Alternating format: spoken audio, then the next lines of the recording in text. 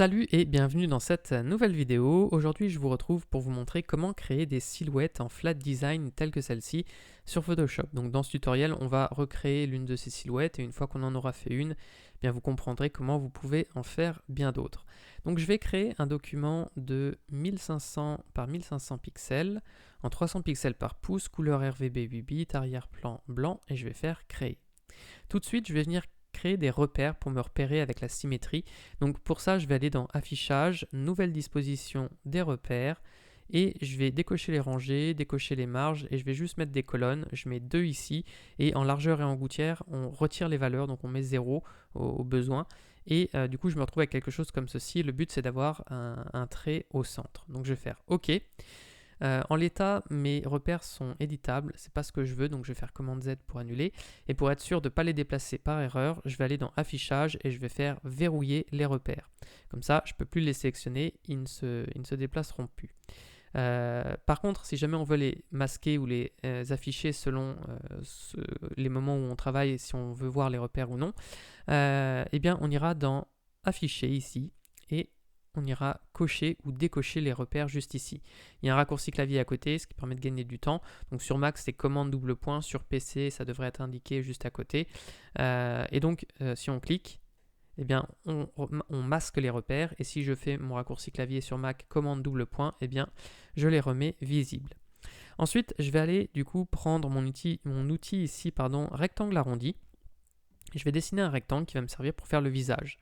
Donc une fois que j'ai dessiné le rectangle, je peux cliquer sur une des poignées ici, ça me les sélectionne toutes et je peux arrondir mon rectangle pour faire mon visage. Vous avez le panneau propriété qui s'affiche ici, vous pouvez évidemment aussi modifier ces valeurs ici en fait dans les arrondis dans ce panneau là. Bon, moi je préfère le faire visuellement, mais vous voyez que ça m'édite, ça change de valeur ici en fait quand je tire ou non sur les poignées. Donc moi je les arrondis au maximum. Je vais changer la couleur de mon fond ici, je vais mettre cette couleur là. Donc je précise, mais on se met bien sur forme pour créer notre forme et on désactive le contour, donc on n'en met pas et on met juste une couleur de fond. En l'occurrence, donc le code hexadécimal de cette couleur de fond, c'est du FDD-ADD. Je vais faire OK. Et pour être sûr que notre forme soit bien centrée, je vais faire commande A ou CTRL A sur PC, ce qui me permet de sélectionner tout mon document. Et pendant que mon calque ici est actif, je le centre comme ceci avec mon outil déplacement et je fais commande D pour désélectionner ou CTRL D sur PC. Du coup là j'ai mon visage qui est centré, donc je vais le renommer visage et je vais prendre ma plume et on va dessiner le cou. Alors pour dessiner le cou, le problème c'est que si je fais un clic ici, non ça fonctionne très bien, mais des fois il me sélectionne des points si jamais on veut cliquer à certains endroits, donc au besoin, selon votre forme, vous aurez peut-être parfois besoin de verrouiller temporairement votre calque ici, ce qui vous évite de sélectionner d'avoir les points qui sont actifs ici et de cliquer par erreur sur d'autres points et de faire des manipulations qu'on ne veut pas. Donc moi en l'occurrence je vais laisser verrouiller et je vais faire un clic par ici et on va dessiner notre cou. Donc je vais faire une forme, admettons, hop là, comme celle-ci, avec la plume. Donc là je vais faire Alt plus clic, ce qui me permet de repartir ici. Et là je vais aller zoomer et je vais en fait faire un clic sur le centre. Je vais maintenir Shift enfoncé, ce qui me permet d'avoir un trait parfaitement droit ici et pas de travers. Donc une tangente parfaitement droite. Et je vais faire Alt-clic encore une fois. Et je vais maintenir Shift enfoncé, je vais faire un point comme ceci, ce qui me permet en fait, même si je ne suis pas bien, en maintenant, en maintenant Shift enfoncé, vous voyez, même si je clique ici, je maintiens Shift enfoncé, et bien ça me fait quand même un trait au plus proche qui est droit. Et je boucle ma forme ici. Je vous mettrai en lien en description un tutoriel qui vous explique comment vous servir de l'outil plume si jamais vous avez du mal avec cet outil. Donc là je me retrouve avec cette forme là, je vais la mettre en dessous de mon visage que je peux déverrouiller maintenant et je vais cliquer sur mon outil, un outil de forme, peu importe lequel, mais le but c'est d'accéder au fond ici dans le menu et d'aller dans le sélecteur de couleurs et de choisir une couleur un tout petit peu plus foncée. Voilà, je prends une couleur par ici, je fais OK et comme ça je fais ressortir le cou. Donc là je peux retravailler sa forme si je le souhaite. Donc pour ça je vais prendre mon outil sélection directe, je clique sur les points ici et là je maintiens Shift enfoncé par exemple et je peux retravailler la forme de mon cou comme ceci. Là je pourrais déplacer le point, donc si on veut un cou plus ou moins épais, plus ou moins large, plus ou moins long, vous pourrez retravailler ça juste ici. Ensuite donc cette forme là je vais faire commande J ou CTRL J sur PC pour la dupliquer.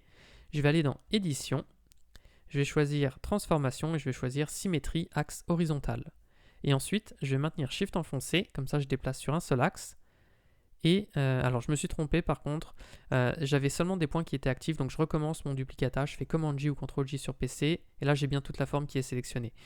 Des fois on n'a que des points qui sont sélectionnés sur notre forme, et quand on fait Command J, il nous duplique que les points qui étaient sélectionnés, donc ça ne nous duplique pas toute la forme. Donc là, j'ai dupliqué ma forme, je fais Édition, Transformation, Symétrie axe horizontal, je maintiens Shift enfoncé, et voilà, et grâce au repère, il m'indique que je suis bien centré. Par contre, je vais masquer mon repère temporairement en faisant commande double point pour être sûr en fait qu'il n'y ait pas un trou au milieu. Parce que des fois, si je fais la flèche de droite, vous voyez, il peut y avoir un trou. Donc je fais en sorte que les deux formes soient parfaitement jointes. Et une fois que c'est fait, eh bien, je fais clic droit, enfin, je maintiens Shift enfoncé pour sélectionner mes deux formes ici. Un clic sur l'une, Shift enfoncé, un clic sur l'autre. Je fais clic droit et je vais faire fusionner les formes. Et donc ça, je peux le renommer coup. Voilà, je vais remettre mes repères visibles en faisant commande double point. Et on va dessiner notre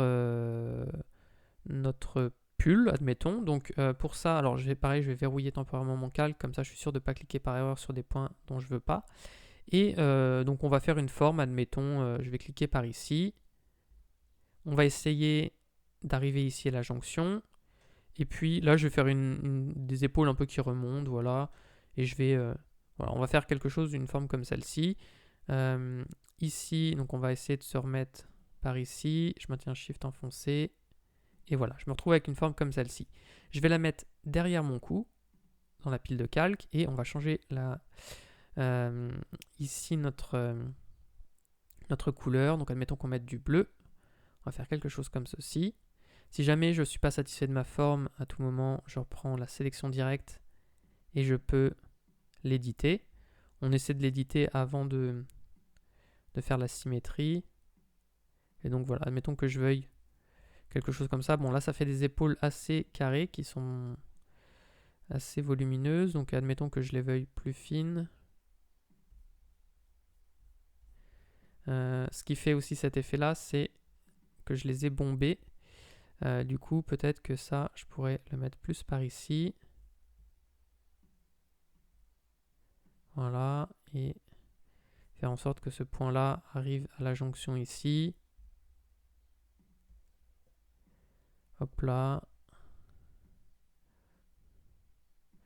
Donc, on retravaille la forme qu'on souhaite.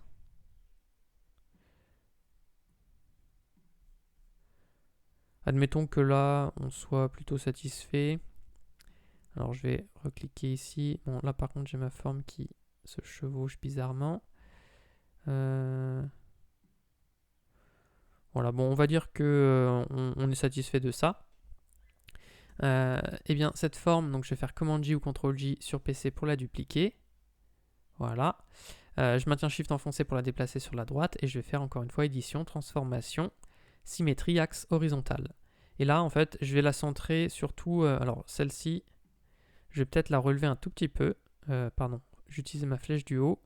Voilà, je fais en sorte que ça tombe bien ici. Donc, je vais relever celle-ci aussi un tout petit peu vers le haut. Et je la déplace un petit peu vers la droite. Bon, là, je procède surtout à vue d'œil. Mais ça a l'air pas mal. Voilà, là, je pense qu'on est bien. Donc, alors par contre, je suis en train de réfléchir. Ma forme n'est pas forcément... En fait, j'aurais dû, à la limite... Alors, je vais les supprimer et je vous montre. Mais sinon, ce que j'aurais pu faire carrément, c'était juste une forme... je maintiens Shift enfoncé ici. Je fais quelque chose comme ça. Et ensuite, je maintiens Shift enfoncé et je fais un arrondi. Non, quoique c'est pas mieux. Non, bon, je vais rester avec cette forme-là, mais vous pourrez retravailler avec la plume quelque chose de plus propre. Donc voilà, on va dire que là, on est bon. Et je vais faire clic droit. Je vais fusionner les formes. Voilà. Il me semble que sur ma première version, voilà, j'avais fait quelque chose plus comme ceci. Mais à vous de voir quand vous redessinez les formes pour lesquelles vous optez. Je vais faire commande double point pour masquer mes repères temporairement. Pour faire le col, c'est très simple. Je peux dupliquer mon coup. Je fais commande J ou CTRL J sur PC. Je vais le mettre en dessous ici, je le baisse en maintenant Shift enfoncé et je vais changer sa couleur, je vais le mettre en blanc par exemple. Hop là.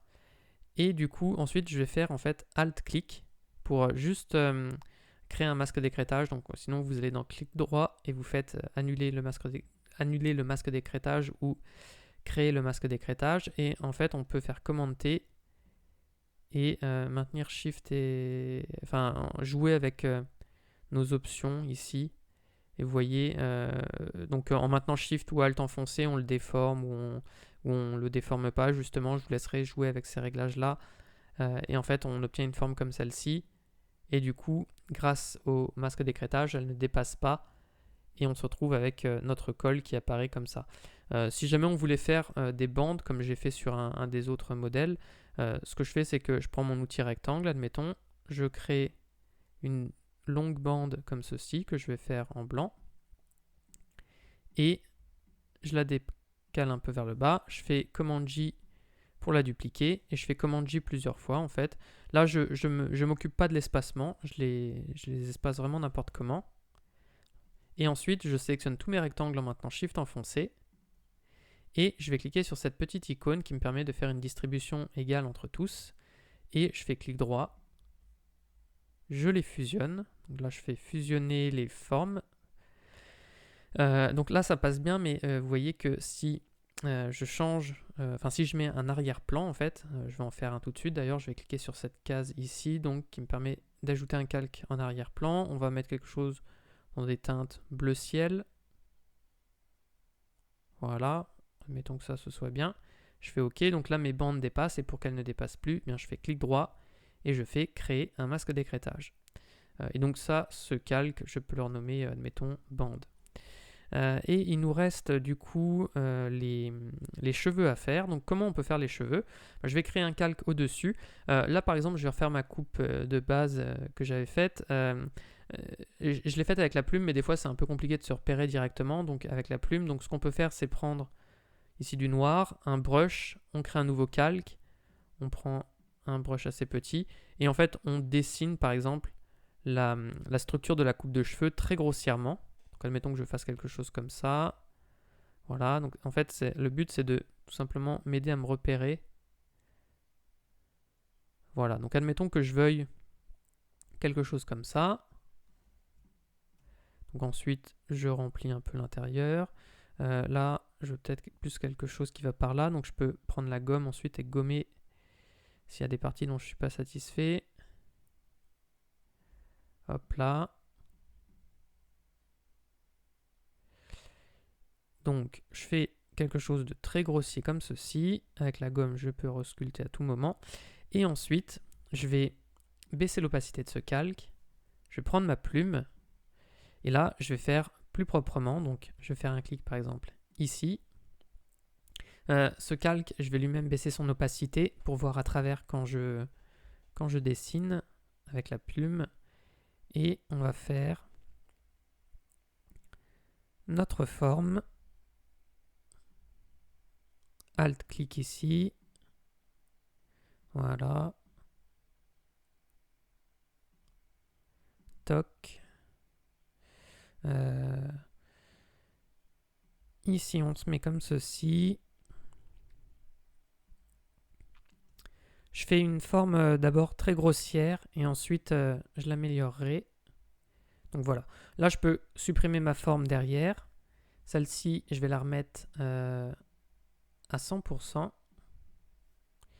Et on va la remodifier ensuite avec notre outil ici qui nous permet d'obtenir un meilleur rendu.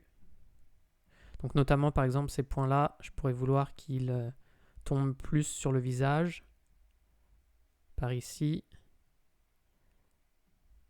Voilà. Et je resculpte proprement ensuite ma forme. Comme ceci. Et là j'obtiens quelque chose du coup de beaucoup plus propre. Bon après, je vous laisserai sculpter parce qu'en fait avec la plume, ça peut vite prendre du temps de trouver la forme la plus harmonieuse. Mais vous voyez comment je rejoue ici sur ces points-là pour trouver quelque chose le plus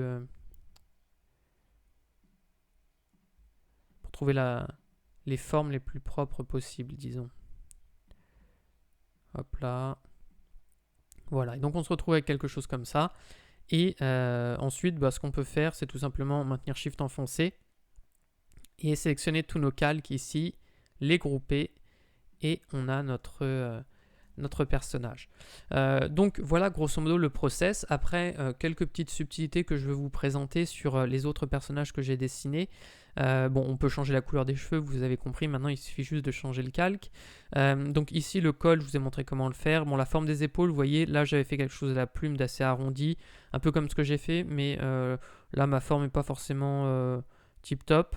J'ai fait d'autres choses ici, vous voyez là j'ai créé un autre arrondi comme ceci.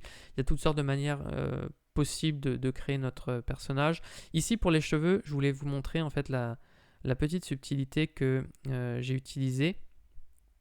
C'est que en fait donc j'ai créé une forme en arrière-plan, vous voyez, qui est tout derrière ici pour les cheveux.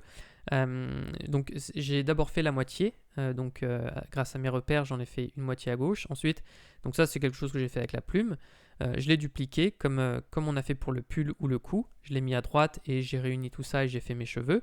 Et ensuite devant j'ai créé une forme comme celle-ci, donc c'est une forme comme ça que j'ai remis donc en premier plan pour me faire les cheveux, et j'ai rajouté une forme de la couleur de la peau ici. Alors oups, j'ai rajouté une forme de la couleur de la peau, vous voyez, pour découper en fait les cheveux et faire cette espèce d'épi dans les cheveux. Et pour le dernier modèle, ce que j'ai fait, c'est que aussi, ah oui, ici, du coup, j'ai utilisé une ellipse pour faire le visage. Donc j'ai utilisé l'outil ellipse et j'ai utilisé un ovale. On peut faire des mâchoires plutôt carrées. Si on faisait des hommes, on pourrait utiliser l'outil rectangle arrondi, par exemple, et faire une mâchoire beaucoup plus carrée. On pourrait faire un visage en pointe. Enfin, il y a toutes sortes de choses à explorer. Évidemment. Et ici, donc j'ai fait des cheveux beaucoup plus longs, et le truc, donc pareil pour les cheveux, je les ai fait par symétrie, et derrière, vous voyez, en fait le truc c'est que mes cheveux en l'état, donc ils sont au premier plan, mais ça laissait un trou ici, et donc j'ai créé simplement une forme en arrière-plan. Donc c'est un rectangle en plus, et j'ai mis une couleur un tout petit peu plus foncée que mes cheveux pour faire un côté un peu plus sombre et faire les cheveux qui sont derrière. Voilà, c'était simplement la petite astuce que j'ai utilisée ici. Mais du coup, en utilisant ces différentes méthodes que je vous ai présentées dans cette vidéo, vous pourrez redessiner toutes sortes de personnages, et donc je vous laisserai explorer ça par vous-même. Sur ce, j'espère que cette vidéo vous a plu. Si c'est le cas, je vous invite à mettre un like ou à vous abonner à la chaîne, et j'en profite aussi pour vous dire que j'ai créé une formation offerte de 3 heures pour vous aider à débuter sur Photoshop. Si ça vous intéresse, le lien est dans la description et la formation est offerte. Sur ce, moi je vous dis à bientôt pour une prochaine vidéo.